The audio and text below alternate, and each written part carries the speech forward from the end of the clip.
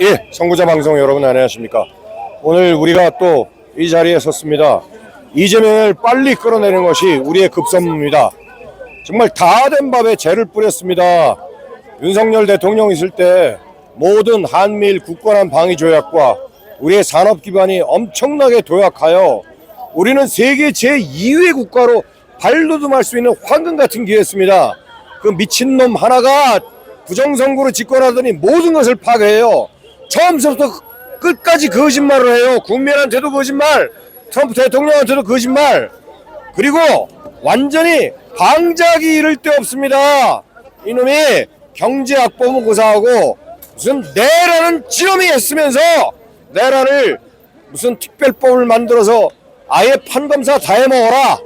정말 여기서 제가 말씀드린 건 이제는 분노할 때입니다. 국민 여러분, 한날 한시에 모두 모여서 이재명 퇴진을 외치고 이재명이 자진 하야를 안 할 경우에는 우리가 모가지를 끌고 내려와야 되는 겁니다. 자, 대한민국 만세입니다. 감사합니다. 이번에 네. 그 찰스 컬크 네. 그 죽음과 네. 또 뭐 우리나라의 그 고위급 네. 정치인과의 외교 관계자와의 어떤 얘기가 있던데 이게 무슨 얘기인가요? 혹시? 유성락이란 놈이요. 네. 그렇게 얘기했잖아요.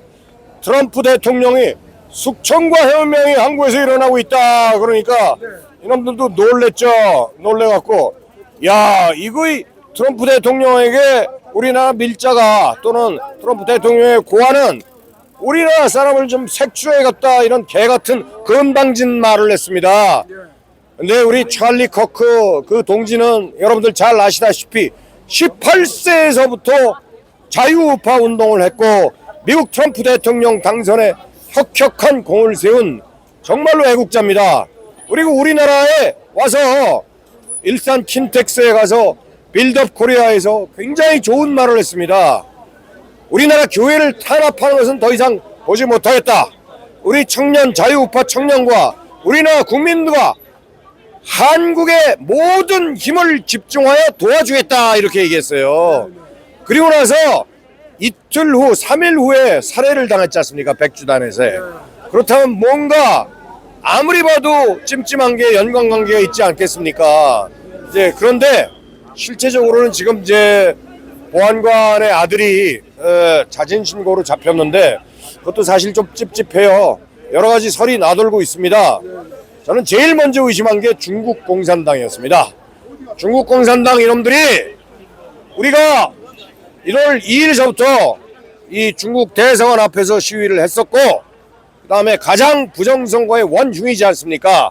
그래서 왕후닝의 첩자가 혹시 살해했지 않느냐, 이런 강한 의심이 들었는데 현재로서는 증거가 없으니까 뭐라고 말씀을 드릴 수 없지만 좌우한 이놈들은 악당, 모든 공산당계의 임에는 틀림이 없다, 이렇게 생각이 듭니다. 그래서 우리는 찰리 커크의 죽음을 헛되이 보내지 않고 더 굳게 똘똘 뭉쳐서 우리 청년들은 많이 각성했고 어르신들, 지금 각성하지 않은 40, 50대들 다들 나와서 이재명이가 나라 뒤집어 엎어 보는 꼴을 막아야 됩니다.